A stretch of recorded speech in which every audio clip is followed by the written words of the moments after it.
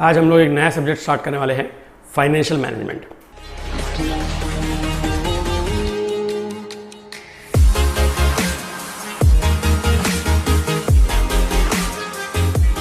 तो उसमें जो सबसे पहला टॉपिक हम करने वाले हैं उसका नाम है लेवरेजेस। तो पहले ये जानते हैं कि लेवरेजेस होता क्या है। यहां पे मैं एक डेफिनेशन लिख रहा हूं जिसको मैं एक्सप्लेन करूंगा एक एग्जांपल से। लेवरेजेस का मतलब होता है it is the speed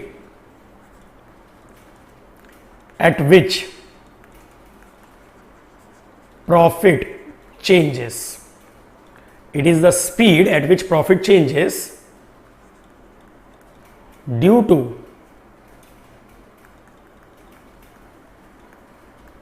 fixed costs. अब इसका मतलब क्या है स्टेटमेंट का, एक एग्जांपल से समझते हैं। सपोज हम लोग 1000 यूनिट्स सेल कर रहे हैं at the rate of 10 rupees, तो हमारा सेल्स हो जाएगा 10,000। अच्छा, आपने कॉस्टिंग सब्जेक्ट में पढ़ा होगा डेफिनेटली कि कॉस्ट्स में कुछ कॉस्ट वेरिएबल कॉस्ट होते हैं और कुछ कॉस्ट फिक्स्ड कॉस्ट होते हैं। तो इनमें डिफरेंस क्या है? वेरिएबल कॉस्ट वो होते हैं जो क्वांटिटी की वजह से चेंज होते हैं।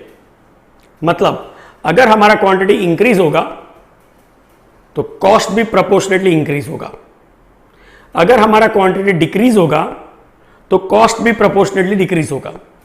ऐसे कॉस्ट को हम क्या बोलते हैं? Variable cost. और फिक्स्ड कॉस्ट क्या होता है? जो फिक्स्ड रहेगा, मतलब अगर हमारा क्वांटिटी इंक्रीज होगा तो भी कॉस्ट इतना ही रहेगा, अगर हमारा क्वांटिटी डिक्रीज होगा तो भी कॉस्ट इतना ही रहेगा। तो फिक्स्ड कॉस्ट सेम ही रहता है और वेरिएबल कॉस्ट प्रोपोर्शनेटली चेंज करता है। ठीक है, तो सबसे पहले मैंने लिखा वेरिएबल कॉस्ट। समझो पर यूनिट 6 रुपीज है तो 1000 यूनिट्स का हो जाएगा 6000। अभी कॉस्टिंग में एक टॉपिक है मार्जिनल कॉस्टिंग। अगर आपने वो किया होगा तो आपको पता होगा कि सेल्स में से जब वेरिएबल कॉस्ट माइनस करते हैं इस फिगर को बोलते हैं कंट्रीब्यूशन। ये हो गया 4 रुपीज के रेट पे 4000। इसके बाद फिक्स्ड कॉस्ट माइनस कर रहा हूं, लेट से 3000 रुपीज, तो मेरा नेट प्रॉफिट बचा 1000। अच्छा, अब अगर मैं आपको बोलूं कि सपोज हमारा सेल 10% इंक्रीज होता है, तो क्या मेरा प्रॉफिट 10% इंक्रीज होगा या 10% से कम इंक्रीज होगा या 10% से ज्यादा इंक्रीज होगा? क्या लगता है आपको? अगर मैं आपको without explaining the formula right now या विदाउट एक्सप्लेनिंग द कंसेप्ट, अगर मैं आपको डायरेक्टली बताऊं, मैं इस क्वेश्चन को देख के बता सकता हूं कि हमारा सेल्स जितना भी परसेंट चेंज होगा उसका 4 टाइम्स फास्ट, कितना time fast? 4 time fast profit change होगा। मतलब अगर ये 10% चेंज हो रहा है तो इसका 4 टाइम फास्ट प्रॉफिट 40% चेंज होगा। तो पहले तो हम लोग ये देखते हैं कि ये राइट है कि नहीं, और फिर मैं आपको बताऊंगा कि कैसे मुझे पता चला कि ये 4 टाइम फास्ट चेंज हुआ। देखते हैं। तो पहले तो 1000 यूनिट्स प्लस 10% अगर आप कैलसी पे करोगे तो ये हो जाएगा 1100 यूनिट्स। ये 1100 इंटू 10 करेंगे तो 11,000, 1100 इंटू 6 करेंगे तो ये 6,600, 4,400। अभी अगर आप देखोगे मेरा सेल्स है ना वो 10% इंक्रीज हो रहा है, तो मेरा वेरिएबल कॉस्ट भी प्रोपोर्शनेटली 6,000 प्लस 10% 6,600 हो रहा है। कंट्रीब्यूशन भी 10% इंक्रीज हो रहा है। अगर मेरा फिक्स्ड कॉस्ट भी 10% इंक्रीज होता सपोज, तो माई 3000 प्लस 10% ये बन जाता 3300। तो मेरा प्रॉफिट आता था 1100 रुपीज, जो कि 1000 प्लस 10% होता था। तो क्योंकि सब 10% इंक्रीज हो रहा है और इवन फिक्स कॉस्ट भी 10% इंक्रीज होगा तो प्रॉफिट भी 10% इंक्रीज होता है। लेकिन हम सब जानते हैं कि फिक्स्ड कॉस्ट ऐसे 10% इंक्रीज नहीं होगा, fixed cost will remain same. अब इस वजह से क्या होगा, मेरा प्रॉफिट जो इंक्रीज होगा ना वो 10% नहीं 10% से ज्यादा होगा। तो अभी आप पहले एक बार कैलसी पे चेक कीजिए, कैलसी पे 1000 प्लस 40% करिए, परसेंटेज भी प्रेस करना, 1000 प्लस 40%। अगर आप ये जब करोगे, ठीक है, तो आपको 1400 रुपीज आता है, बराबर है। चलिए मैं अगर माइनस करके दिखाता हूं, मतलब अगर सपोज यहां से सेल्स में से 20% माइनस किया तो again same speed proportionately 4 time fast 20, तो यहां पर प्रॉफिट कितना चेंज होगा, 80% चेंज होगा। तो देखते हैं राइट है कि नहीं। सो 1000 माइनस 20% कितना होता है, आप कैलसी पे करोगे तो 800 यूनिट्स होता है।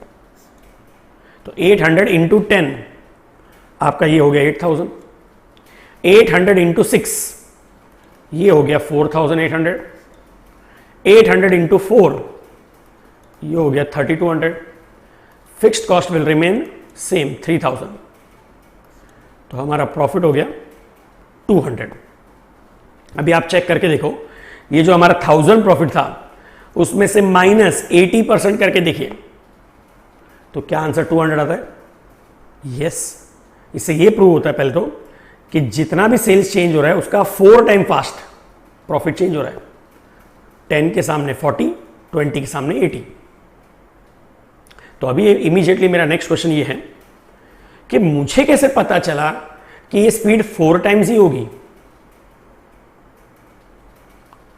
डायरेक्टली देख के मालूम पड़ गया था। तो कई स्टूडेंट्स इसमें अपना एनालिसिस ऐसा लगाते हैं क्योंकि ये कंट्रीब्यूशन 4 है इसलिए 4 टाइम्स। नहीं, ऐसा नहीं है। इसका रीजन ये है, मैं रेड पार्ट से मार्क करके दिखाता हूं। ये जो फिक्स कॉस्ट है ये हमारे कंट्रीब्यूशन फिगर को नेट प्रॉफिट में कन्वर्ट कर रहा है। मतलब अगर फिक्स कॉस्ट नहीं होता तो कंट्रीब्यूशन और नेट प्रॉफिट सेम होता। फिक्स्ड कॉस्ट है तो कंट्रीब्यूशन अलग है, नेट प्रॉफिट अलग है। तो ये जो कंट्रीब्यूशन और नेट प्रॉफिट का रिलेशन है, मतलब contribution divide by net profit, ये कितना टाइम्स है, 4000 डिवाइड बाय 1000, 4 टाइम्स है। इसीलिए I can say the speed will be 4 times. अगर मैं इधर को चेंज कर दूं तो मेरा आंसर भी अकॉर्डिंगली चेंज हो जाएगा। चलो मैं इसमें इसी में चेंज करके दिखाता हूं आपको।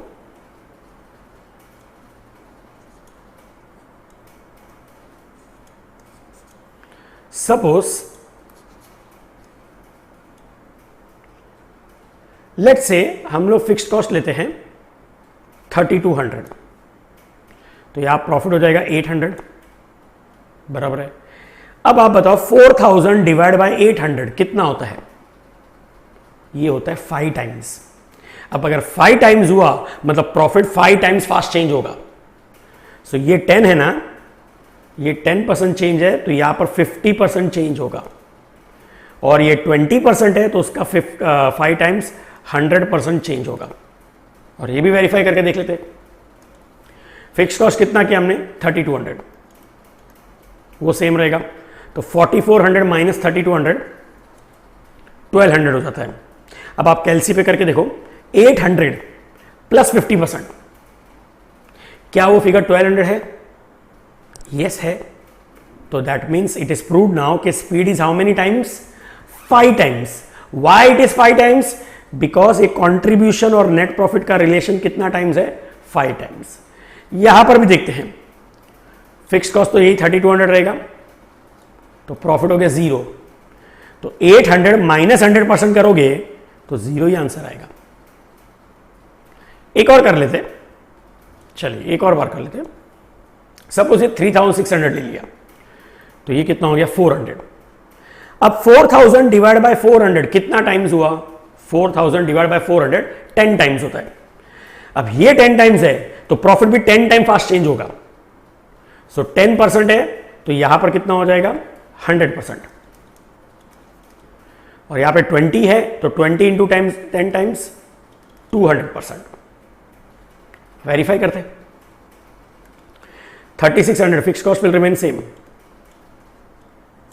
800, तो 400 प्लस 100%, क्या ये 800 होता है? हाँ है 800। 3600, 3200 माइनस 3600 नेगेटिव 400 होता है। अब ये भी चेक कर लीजिए, 400 माइनस 200%, क्या ये माइनस 400 आता है? यस आ रहा है। तो यहां पर हमने 3 एग्जांपल्स लेके मैंने आपको समझाया कि वो कितना टाइम स्पीड जनरेट होता है, वो ये डिवाइड बाय ये करके आता है। करेक्ट। अब ये स्पीड किसके वजह से मिल रहा है? ये स्पीड चेंज हो रहा है किसके वजह से? ये फिक्स कॉस्ट चेंज कर रहे हैं तो हमारा स्पीड भी चेंज हो रहा है। सो इधर स्पीड कितने टाइम्स है? 10 टाइम्स है, तो we will say leverage is 10 times. Leverage 10 times मतलब हमारा स्पीड 10 टाइम्स है, मतलब जितना भी हमारा सेल्स चेंज होगा या ये ऊपर वाला फिगर चेंज होगा उसका 10 टाइम फास्ट नीचे वाला फिगर चेंज होगा। तो अगर सेल्स 10% चेंज होगा तो 100%। ठीक है। तो it is the speed at which profit changes. This profit is changing due to what? Fixed cost. इसको हम लोग बोलते हैं लेवरेज। चलो अब ये तो पता चल गया आपको कि लेवरेज फिक्स्ड कॉस्ट की वजह से होता है। तो अब हम लोग को ये जानना जरूरी है what are the different types of fixed cost and what are the different types of leverage. ठीक है। तो मैं ये लिखता हूं यहां पर फिक्स्ड कॉस्ट्स। एक होता है ऑपरेटिंग फिक्स्ड कॉस्ट, दूसरा होता है, अच्छा आप लोगों को मैं लिखने का भी टाइम दूंगा, मतलब पहले मैं जो एक्सप्लेन करने दो जो चीजें एक्सप्लेन करनी है, और उसके बाद मैं आपको बताऊंगा कि कब आपको लिखना है। ठीक है। एक फिक्स कॉस्ट है ऑपरेटिंग फिक्स कॉस्ट, दूसरा है फाइनेंशियल फिक्स्ड कॉस्ट। अब दोनों में डिफरेंस क्या है समझते हैं। ऑपरेटिंग फिक्स्ड कॉस्ट मतलब बिजनेस को ऑपरेट करने में, मतलब बिजनेस को चलाने में जो फिक्स कॉस्ट लगते हैं उसे हम कहते हैं ऑपरेटिंग फिक्स कॉस्ट। जैसे बिजनेस चलाने के लिए जगह चाहिए, अगर हम ओन नहीं करते जगह तो हमें उस जगह का क्या देना पड़ेगा? Rent. Rent is a fix cost. Yes. So because we are operating, हम बिजनेस चला रहे हैं उस जगह पे, इसलिए हमें रेंट देना पड़ रहा है। So rent is an operating fixed cost. एक और एग्जांपल, बिजनेस चलाने के लिए हमें एम्प्लॉयज की जरूरत है तो हमें उन्हें सैलरी देना पड़ेगा। Salary is again a fixed cost, और ये इसीलिए इंकर हो रहा है because you are operating your business. आप बिजनेस चला रहे हो इसलिए एम्प्लॉयज चाहिए और इसलिए सैलरी देनी पड़ेगी। सो salary is also a part of operating fixed cost. अच्छा, फाइनेंशियल फिक्स्ड कॉस्ट क्या होता है? फाइनेंशियल फिक्स्ड कॉस्ट वो फिक्स्ड कॉस्ट होते हैं जो आपके लगेंगे whenever you take finance from outsider. That means अगर आप बाहर वाले से, कि कोई भी बाहर वाले से पैसा लेते हो और उस पर आपको कुछ खर्चा लगता है, उसे फाइनेंशियल फिक्स्ड कॉस्ट कहते हैं। अब कंपनी में बाहर वाला कौन होता है और घर वाला मतलब ओनर कौन है? कंपनी में जो ओनर है या घर वाला है वो सिर्फ एक ही है, इक्विटी शेयर होल्डर, बाकी सब बाहर वाले हैं।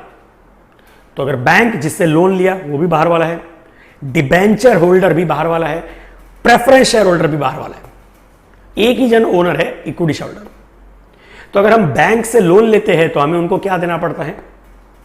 इंटरेस्ट। डिबेंचर पे भी हमें इंटरेस्ट देना पड़ता है, और प्रेफरेंस शेयर्स पे हमें क्या देना पड़ता है? Preference dividend. क्या ये इंटरेस्ट, बैंक का लोन का इंटरेस्ट बोलो या प्रेफरेंस कैपिटल का प्रेफरेंस डिविडेंड बोलो, क्या इनका परसेंटेज फिक्स्ड होता है? Yes, it is a fixed percentage. So ये हमारे फिक्स्ड कॉस्ट है, and because they are coming when we are taking finance from outsider, इनको हम बोलते हैं फाइनेंशियल फिक्स्ड कॉस्ट। तो एग्जांपल में दो चीज है, इंटरेस्ट और प्रेफरेंस डिविडेंड। ये तो आपको समझ गया होगा। अभी ये जो हमारा फिक्स्ड कॉस्ट है ये हमने स्टार्टिंग में ये ऑपरेटिंग वाला लिया, मतलब अभी तक हमने फाइनेंशियल फिक्स कॉस्ट कंसीडर नहीं किया, इंटरेस्ट ये सब कंसीडर नहीं किया, तो ये जो हमारा नेट प्रॉफिट है it is before your interest. So हम इसे कहते हैं net profit before interest and tax, NPBIT। ठीक है, अभी आप लोग मुझे बताओ, ये जो ऑपरेटिंग फिक्स्ड कॉस्ट है इसके वजह से ऑपरेटिंग लेवरेज जनरेट होगा।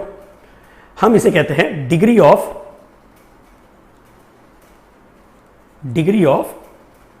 Operating leverage. क्या कहते हैं हम लोग? डिग्री ऑफ ऑपरेटिंग लेवरेज, जिसको इनिशियल्स बोलते हैं DOL। ठीक है, और वैसे जो फाइनेंशियल फिक्स कॉस्ट की वजह से लेवरेज आएगा या स्पीड मिलेगी उसे हम बोलेंगे degree of financial leverage, that is called DFL। ठीक है, ओके। अभी ये ऑपरेटिंग फिक्स्ड कॉस्ट कैसे फॉर्मूला याद रखना है। ऑपरेटिंग फिक्स्ड कॉस्ट के ऊपर कौन सा फिगर है? कंट्रीब्यूशन। ऑपरेटिंग फिक्स्ड कॉस्ट के नीचे कौन सा फिगर है? NPBIT। बस ऊपर और नीचे वाला फिगर। तो formula is contribution upon NPBIT। यहां पर 4000 अपॉन 400 है, मतलब हाउ मेनी टाइम्स? 10 टाइम्स। ठीक है, अब इसके बाद हम लोग फाइनेंशियल लेवरेज लेते हैं। समझो हम लोग इंटरेस्ट पे कर रहे हैं 300 रुपीज। ठीक है, तो ये हो जाएगा net profit before tax 100 rupees. अब जैसा मैंने आपको DOL में समझाया कि ऑपरेटिंग फिक्स्ड कॉस्ट के ऊपर और नीचे वाला फिगर, उससे हमें DOL आता है। तो वैसे financial fixed cost is interest, इसके ऊपर और इसके नीचे वाला फिगर, मतलब 400 और 100। तो 400 अपॉन 100 ये कितने टाइम्स होता है? 4 टाइम्स। तो फॉर्मूला क्या हो गया? पहले तो NPBIT upon NPBT। How many times? 4 times. तो 4 टाइम्स का मतलब हुआ फाइनेंशियल लेवरेज की वजह से और 4 टाइम्स स्पीड मिलेगी, और 4 टाइम्स मतलब क्योंकि ये अगर 100% है तो इसका भी 4 टाइम्स फास्ट, मतलब 400%। 100 का 4 टाइम फास्ट, इतना प्रॉफिट चेंज हो जाएगा। और यहां पे 200% है, 200%, उसका भी 4 टाइम फास्ट, 800% हो जाएगा। तो ये भी वेरीफाई कर लेते हैं। इंटरेस्ट तो सेम ही रहेगा, कितना भी यूनिट्स बनाओ, ये हो जाएगा 500। तो कैलसी पे आप लोग सब कैलकुलेट करेंगे। 100 प्लस 400%, 100 प्लस 400 और परसेंटेज बटन प्रेस करेंगे। क्या ये 500 आता है? हाँ यार है 500, मतलब ये राइट हो गया। यहां पर भी चेक करते हैं, ये पहले से -400 है, उसमें और 300 माइनस कर रहा हूं, तो ये हो जाएगा -700। अब चेक करते हैं 100 माइनस 800%, 100 माइनस 800%, क्या ये -700 आता है? यस आता है। तो इससे ये भी प्रूव होता है कि यस, और कितना टाइम स्पीड मिला हमको? 4 टाइम्स मिला। किसके वजह से मिला? इंटरेस्ट की वजह से। Interest is a financial fixed cost, तो इस 4 टाइम्स स्पीड को क्या बोलेंगे? Degree of financial leverage. ठीक है, अब आप मुझे बताओ, क्या हाई लेवरेज मतलब हाई रिस्क होगा कि लो रिस्क होगा? क्या लगता है आपको? ऑब्वियसली हाई लेवरेज मतलब हाई रिस्क होता है। क्यों? अब जैसे ये 10 टाइम्स है, तो 10 टाइम्स का मतलब क्या हुआ? ऊपर मेरा सेल्स अगर 1% इंक्रीज होता है, सिर्फ 1%, तो प्रॉफिट 10% इंक्रीज होगा। अगर मेरा सेल्स 1% डिक्रीज हो रहा है, तो प्रॉफिट 10% डिक्रीज होगा, मतलब प्रॉफिट चेंज होगा 10 टाइम्स फास्ट। इसके कंपैरिजन में कोई ऐसी कंपनी जिसका लेवरेज सिर्फ 2 टाइम्स है, तो ऊपर 1% चेंज होगा तो प्रॉफिट 2% चेंज होगा, तो एक में 10% चेंज होगा, एक में 2% चेंज होगा, तो ज्यादा रिस्क इसमें होगा जिसमें ज्यादा फ्लक्चुएशन है। सो हाई लेवरेज मतलब हाई रिस्क। मतलब प्रॉफिट भी बहुत फास्ट बढ़ेगा, लेकिन जितना फास्ट प्रॉफिट बढ़ेगा ना उतना ही फास्ट प्रॉफिट गिरेगा भी। तो अगर 10 टाइम्स है तो प्रॉफिट बढ़ेगा भी 10 टाइम्स फास्ट, गिरेगा भी 10 टाइम्स फास्ट। ठीक है, सो हाई लेवरेज मतलब हाई रिस्क होता है। अच्छा, यहां पर एक और चीज समझ लेते पहले, फिर मैं आप लोगों को बोलूंगा कब लिखना है। थर्ड जो होता है ये होता है कंबाइंड। कंबाइंड फिक्स्ड कॉस्ट मतलब क्या, इसमें ऑपरेटिंग भी आएगा और इसमें फाइनेंशियल भी आएगा। तो उसके वजह से जो लेवरेज जनरेट होगा हम उसे बोलते हैं degree of combined leverage, DCL। अभी इस सिचुएशन में मेरा DOL कितना है 10 टाइम्स, DFL कितना है 4 टाइम्स। तो क्या मेरा कंबाइंड 14 टाइम्स होगा? नहीं, मैंने इसे कंबाइंड मतलब इन दोनों को ऐड नहीं करना है, इन दोनों को मल्टीप्लाई करना है। 10 इंटू 4 40 टाइम्स होगा। ये आप ऊपर के चार्ट में देखिए, 10 का 40 टाइम्स 400 होता है, इधर 20 का 40 टाइम्स 800 होता है। तो ये 10 का 10 टाइम्स था 100, 10 और 4, 10 का भी 4 टाइम्स, तो 10 का 4 टाइम्स मतलब 40 टाइम्स। सो ये प्लस नहीं होता है, 10 प्लस 4 नहीं होगा, 10 इंटू 4 होगा। मतलब क्या मैं कह सकता हूं कि DCL is this figure, this DOL into DFL। Yes, अब DOL का फॉर्मूला क्या है हमारा, कंट्रीब्यूशन अपॉन NPBIT, और DFL का है NPBIT अपॉन NPBT। तो ये दोनों कैंसिल हो जाएंगे, तो क्या बचेगा, formula would be, it will be contribution upon NPBT। ठीक है, और दूसरा लॉजिक भी मैंने बताया कि कंबाइंड मतलब ये दोनों फिक्स्ड कॉस्ट, इसके ऊपर वाला फिगर क्या है, दोनों फिक्स्ड कॉस्ट के ऊपर कंट्रीब्यूशन, इसके नीचे क्या फिगर है NPBT, तो कंट्रीब्यूशन अपॉन NPBT। ये भी हमारा फॉर्मूला हो गया। ठीक है, सो ये कितना आ गया इस एग्जांपल में 40 टाइम्स। तो ये तो पहले आपको समझ गया होगा what is operating leverage, what is financial leverage, what is combined leverage, और ये कैसे कैलकुलेट होता है। ठीक है, मैंने आपको ये भी बताया कि हाई लेवरेज मतलब क्या, अगर बहुत हाई लेवरेज होगा तो प्रॉफिट बढ़ेगा भी बहुत फास्ट, पर प्रॉफिट गिरेगा भी उतना ही फास्ट, तो रिस्क भी बहुत हाई हो गया। तो अगर क्वेश्चन में आपको ऐसा पूछा है calculate financial risk of the company, calculate financial risk of the company, तो आपको कौन सा लेवरेज निकालना पड़ेगा, आपको फाइनेंशियल लेवरेज निकालना पड़ेगा, क्योंकि लेवरेज मतलब रिस्क बताता है। So this leverage calculates what, financial risk. अगर आपको पूछा है calculate business risk, business risk मतलब बिजनेस को चलाने का रिस्क, so you have to calculate what, DOL। ये होता है हमारा बिजनेस रिस्क। और अगर पूछा है कैलकुलेट योर टोटल रिस्क या कंबाइंड रिस्क, तो obviously you have to calculate DCL। ठीक है, तो पहले तो अभी भी आपको लिखना नहीं है, मैं आपको बताऊंगा कब लिखना है। इतना तो आपको समझा होगा। ठीक है, ये तो सिर्फ समझाने के लिए था।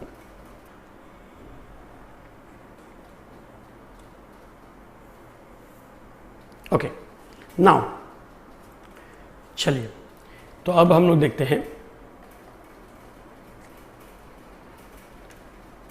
ओके, पहले आप लोग ये पार्ट मतलब जो भी आपको लिखना है, आपको वीडियो को पॉज करना है और फिर उसको नोट डाउन करना है। ठीक है, मैं इसको थोड़ा सा, हाँ, तो सबसे पहले तो आप ये पार्ट को नोट डाउन कर लीजिए वीडियो को पॉज करके। इसमें आपको डेफिनेशन लिखना है। अगर आप ये एग्जाम्पल लिखना चाहते हैं वेल एंड गुड, वैसे ज़रूरी नहीं है।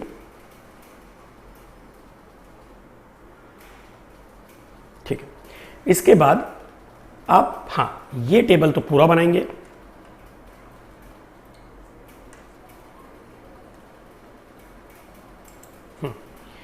तो आप इस वीडियो को पॉज करके ये पार्ट पूरा लिख लीजिए।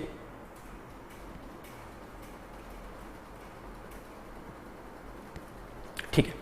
चलिए आगे चलते हैं। अब पहले ये जान लेते हैं कि क्यों हम लोग ये लेवरेजेस टॉपिक पढ़ रहे हैं, क्या जरूरत क्या है इसकी। तो ऑब्वियसली इसके दो रीजन है। First, it is there in the syllabus, ये तो सबसे इंपॉर्टेंट रीजन है।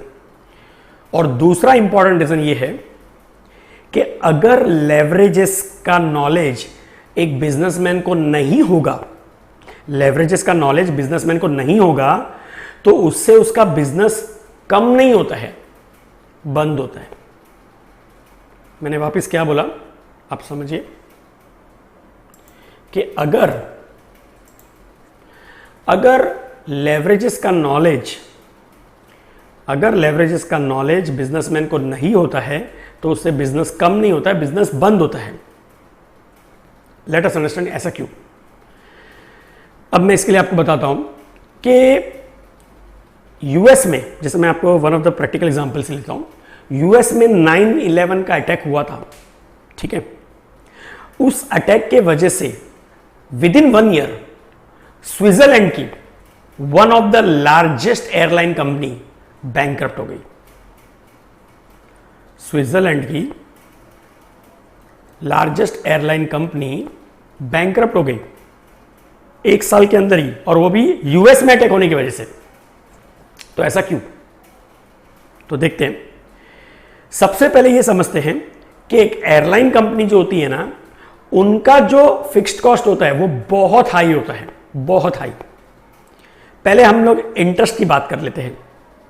इंटरेस्ट, आज अगर मैं एक नॉर्मल कमर्शियल एयरक्राफ्ट की बात करूं, जो भी बोइंग या एयरबस की बात करूं, it minimum costs 1000 crore rupees, minimum costs 1000 crore. अब कंपनी लाइक स्विट्जरलैंड की जो स्विस एयर थी, इनके पास अराउंड 100+ एयरक्राफ्ट थे।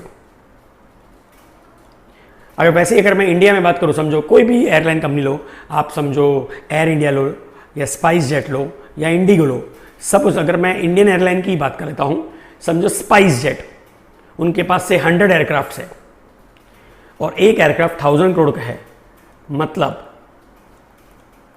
उनको 1 लाख करोड़ रुपीस इन्वेस्ट करना पड़ेगा टू बाय दैट 100 एयरक्राफ्ट। अब इतना बड़ा किसी भी कंपनी में शेयर कैपिटल या रिजर्व्स नहीं होते, तो ऑब्वियसली इतने अमाउंट के लिए कंपनी को क्या लेना पड़ता है, लोन, बैंकों से लोन लेना पड़ता है, ठीक है। बैंक लोन देगी, फ्री में तो नहीं देगी, ऑब्वियसली इंटरेस्ट चार्ज करेगी।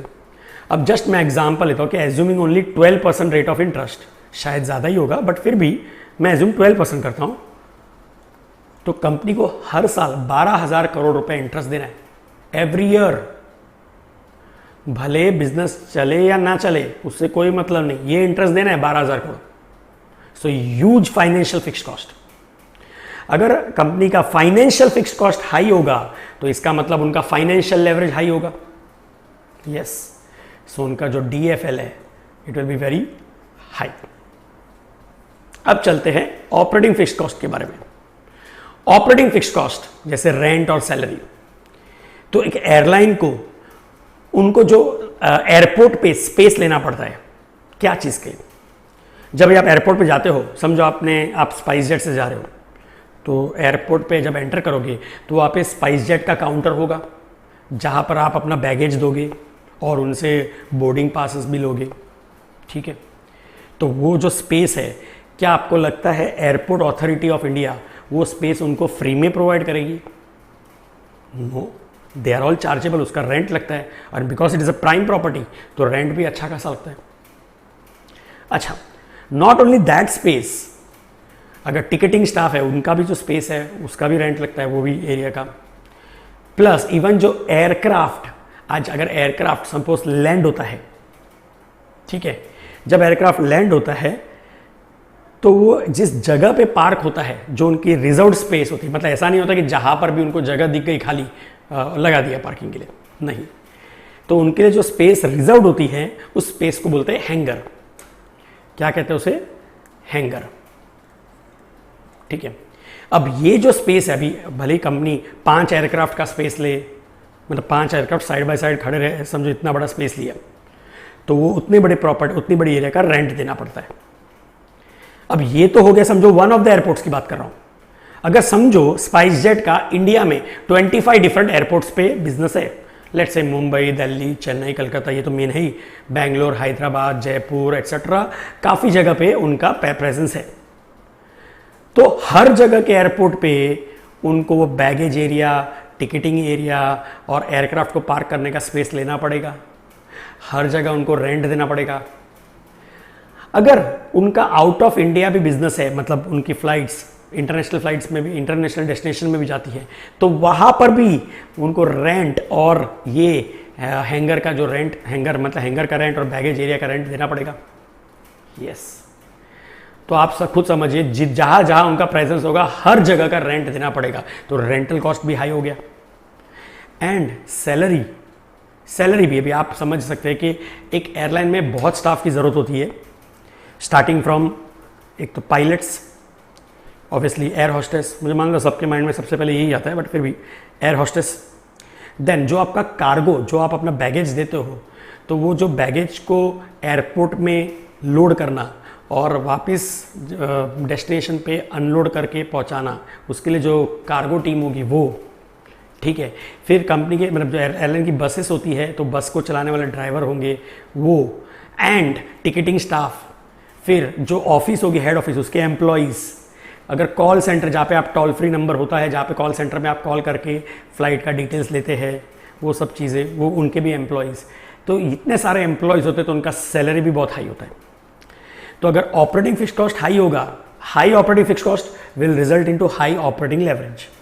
सो ऐसी कंपनी का DOL भी बहुत हाई होगा। अब दोनों हाई होगा तो उनका कंबाइंड लेवरेज भी हाई होता है।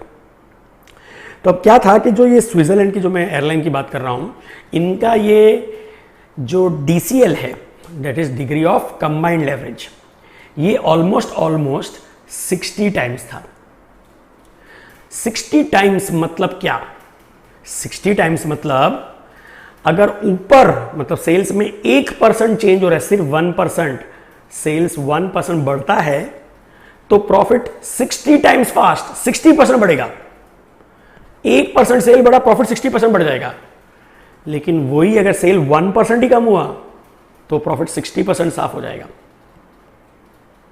समझ में आ रहा है?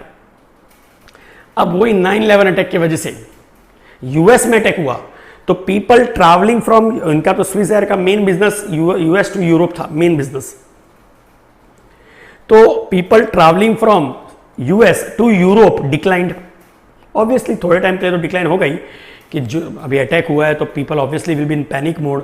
तो उन्होंने जो यूरोप में बिजनेस मीटिंग्स रखी होगी कैंसिल की होगी, कुछ लोग ने वैकेशन का रखा होगा वो भी कैंसिल किया होगा, तो बुकिंग्स कैंसिल हो गई। Similarly people travelling from Europe to US also declined. अब यूएस में अटैक हुआ है तो अभी कोई यूरोपियन सिटीजन कोई उधर हॉलीडे मनाने जाएगा नहीं। जो भी यूरोपियन कंपनीज के जो रिप्रेजेंटेटिव यूएस में जाके बिजनेस मीटिंग्स करने वाले थे वो भी एक बार कैंसिल करेंगे। तो यूएस टू यूरोप के पीपल भी कम हो गए, यूरोप टू यूएस भी कम हो गए। तो इस वजह से ऑलमोस्ट जो सेल्स है वो 50% ड्रॉप हो गया टेम्परली, शॉर्ट टर्म पीरियड, मतलब आप समझो 6-7 महीना है जो भी, उसके लिए 50% सेल्स ड्रॉप हो गया। अभी 50% ड्रॉप का मतलब क्या हो गया? 1% चेंज होता है तो उसका 60 टाइम्स फास्ट चेंज होता है। तो अगर ऊपर ही सेल्स ही 50% कम हो गया तो 50 का 60 टाइम्स, 50 का 60 टाइम्स मतलब होता है 3000%। 50 इंटू 60 3000 हो गया। 3000% मतलब 30 साल का प्रॉफिट। 100% इज 1 ईयर, 30 साल का प्रॉफिट साफ। 30 साल में जो कमाया होगा वो ये गया 1 साल में, कंपनी बैंकरप्ट। इसीलिए मैंने आपको स्टेटमेंट बोला क्या कि अगर लेवरेज का नॉलेज नहीं होगा तो बिजनेस कम नहीं होता है, बिजनेस सीधा बंद होता है। यही वन ऑफ द रीजंस था कि हमारे इंडिया में भी किंगफिशर एयरलाइंस क्यों बंद हुई। अल्टीमेटली वही हुआ कि कंपनी ने लोन लेते गए। Vijay Mallya took more and more loan. Why? Because he wanted the best of the aircrafts, the best of the in house services. तो प्रीमियम उसने सब प्रोडक्ट्स खरीदा। ऑब्वियसली तो उसको प्राइसिंग हाई रखनी चाहिए थी, लेकिन उसने प्राइसिंग नॉर्मल रखी, प्राइसिंग। आप अगर नॉर्मल सेम प्राइसिंग रखोगे और आप महंगी चीज़ खरीद के, तो आपको ऑब्वियसली वो अफोर्डेबल नहीं होगा। प्रॉफिट्स नहीं आएंगे तो आप इंटरेस्ट कैसे पे करोगे? और अल्टीमेटली ये हो गया कि he was not able to repay and fearing prosecution he left India. तो ये बेसिकली क्या होता है, क्वालिटी कोई भी चीज़ लोगे तो आपको महंगी पड़ेगी पड़ेगी। मारुति 800 अगर आप समझो और कंपेयर करो अगर आप मारुति 100 के सामने सपोज फरारी को, तो आप बोले दोनों गाड़ी तो है, क्या फ़र्क है? लेकिन ऑब्वियसली मारुति की स्पीड फरारी की स्पीड डिफर होगी, प्लस अंदर जो एसेसरीज होगी वो अलग होगी, तो ऑब्वियसली प्राइसिंग भी अलग अलग होनी चाहिए। So better quality product will always cost you more. ठीक है, so coming back to our normal point कि यहां पर कंपनी बंद हो गई because of what, high leverage. ठीक है, अभी यहां पर अभी एक और चीज जानना जरूरी है, हमारी एयर इंडिया, बताओ ये जो 9/11 का अटैक हुआ इसके वजह से एयर इंडिया बंद नहीं हुई, एयर इंडिया का सेल्स कम नहीं हुआ, मालूम है आपको? ये एक सरप्राइज है, क्योंकि सेल्स कम होने के लिए सेल्स होना चाहिए, बराबर है? सेल्स ही नहीं है उनका तो कम कैसे होगा? आज आखिरकार में एयर इंडिया में जाता कौन है? आप देखो, वो तो गवर्नमेंट एम्प्लॉयज या ब्यूरोक्रेट्स होते हैं जिनको गवर्नमेंट फोर्सिबली बोलती है कि use air India, that's why they prefer air India. Otherwise air India normally कोई प्रीफर जल्दी से नहीं करेगा। ठीक है, अगर समझो आपको भी ऑप्शन दिया जाए कि फॉर एग्जांपल आपको दिल्ली जाना है, एयर इंडिया की भी फ्लाइट 9 AM की है और सपोज स्पाइस जेट की भी 9 AM की है, इंडिगो की भी 9 AM की है, और दोनों की प्राइसिंग सेम भी होगी, तो भी आप स्पाइस जेट प्रीफर करोगे या इंडिगो प्रीफर करोगे या कोई और प्रीफर करोगे, एयर इंडिया लास्ट ऑप्शन रखोगे। Why? Because see first of all उनके जो एयरक्राफ्ट्स है वो लेटेस्ट नहीं है, वो सब पुराने एयरक्राफ्ट्स हैं। ठीक है, तो उनमें जो बोलते हैं ना एमिनिटीज होती है, जैसे आप समझो एमिरेट्स की फ्लाइट देखो, उनमें क्या होता है, हर सीट के साथ एक आपको एक सिस्टम होता है जहाँ पर आप अपना एंटरटेनमेंट के लिए या तो कोई गेम्स खेल सकते हो या मूवी देख सकते हो या म्यूजिक सुन सकते हो। ठीक है, एयर इंडिया में कई एयरक्राफ्ट में अभी भी वही चीज़ है कि एक सामने टीवी लगा हुआ है उनके, उस टीवी पे जो चल रहा है वही सबको देखना है। अब उसमें अगर सपोज अगर हिंदी मूवी भी चल रही है और कोई फॉरेनर भी बैठा है उसको नहीं भी समझ रहा है तो भी उसके पास कोई ऑप्शन नहीं है। तो और प्लस अब कोई भी प्राइवेट एयरलाइन समझो, उनमें जो ऑब्वियसली ये आउट ऑफ द वे जाके बोल रहा हूँ कि जैसे एयर हॉस्टेस ये सब होती है, वो सब एक प्रॉपर यूनिफॉर्म में होते हैं और मतलब they are very smart and decent. ठीक है, और एयर इंडिया में क्या होता है, वो 1950s 1960s के स्टाफ होते हैं उनके, मतलब हर जगह से फैले हुए होते हैं। ठीक है, तो मतलब पब्लिक को क्या है, मतलब ये भी एंटरटेनमेंट नहीं वो भी एंटरटेनमेंट नहीं, तो वो सो ही जाता है। तो इसके लिए एयर इंडिया जल्दी से कोई प्रेफर नहीं करता है। प्लस एयर इंडिया में आप देखोगे तो कई जगह आपको मतलब रैट्स कॉकरोचेस ऐसे भी दिखते हैं, they are very animal friendly. ठीक है, तो ये सब भी आप दिखते हैं, एक एडिशनल चीज़ें जो मतलब they are not very keeping themselves the aircraft etcetera clean या मेंटेन देयर हाइजीन। तो people prefer generally other airlines as compare to Air India. तो एयर इंडिया का सेल्स कम नहीं हुआ क्योंकि सेल्स का था ही नहीं, तो कम होने का चांस ही नहीं था।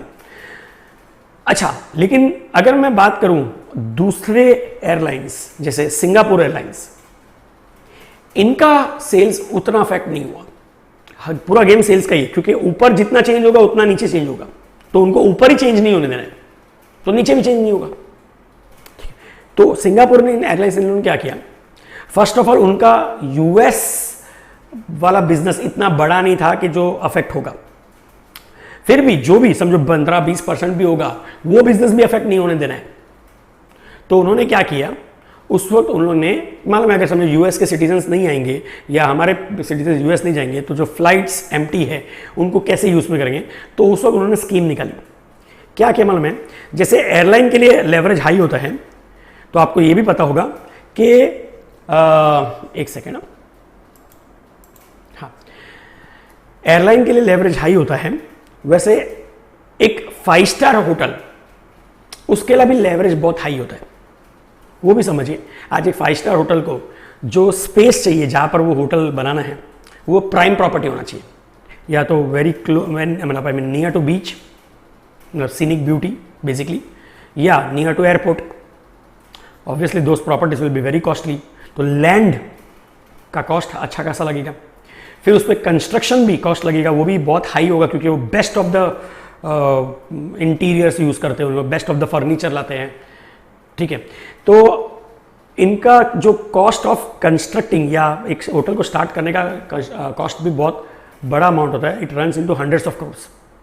सो ऑब्वियसली दिस अमाउंट कोई ना कोई बैंक से लोन लिया होगा तो उसको इंटरेस्ट देना पड़ता है।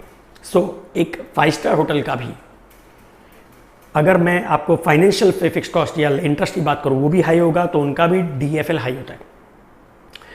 प्लस उनका भी स्टाफ तो फिर रखना ही पड़ता है, भले ही बिजनेस हो या नहीं हो। अब जैसे फॉर एग्जांपल समझो एक 5 स्टार होटल में 100 जन का स्टाफ है, ठीक है, और वो 100 जन का स्टाफ समझो 400 रूम से, तो 400 रूम को मैनेज करते हैं, मतलब हर 4 रूम पे एक आदमी। अब समझो होटल की ऑक्यूपेंसी 400 नहीं है, 200 ही है, 50%। तो क्या आपको लगता है कि होटल वाले मतलब अगर थोड़े दिन के लिए ऐसा है तो स्टाफ को निकाल देंगे, फिर वो वापस 400 आ रहे हैं तो वापस लेके आएंगे?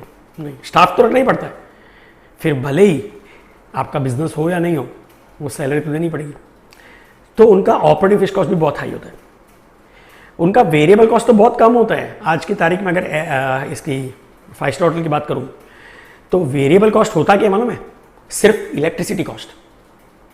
कि अगर कोई कस्टमर होटल के बुक करेगा तो ऑब्वियसली जितने टाइम की बुकिंग होगी, समझो 1 दिन के लिए, तो 1 दिन के लिए इलेक्ट्रिसिटी यूज़ होगी, AC चलेगा, वो कॉस्ट लगेगा। अच्छा, जो मील्स होते हैं वो वेरिएबल कॉस्ट नहीं है। क्यों? क्योंकि मोस्ट ऑफ द होटल्स के आप मील्स, 5 स्टार होटल में मील्स अगर आप लोगे तो वो चार्जेबल होते हैं, तो उसका आपको अलग से पेमेंट करना है, ठीक है। सो बेसिकली उनका वेरिएबल कॉस्ट एक इलेक्ट्रिसिटी कॉस्ट है। अब वो हार्डली कितना होगा? पूरे दिन भी AC 24 आवर्स में चलेगा तो हार्डली 200-300 रुपये होगा।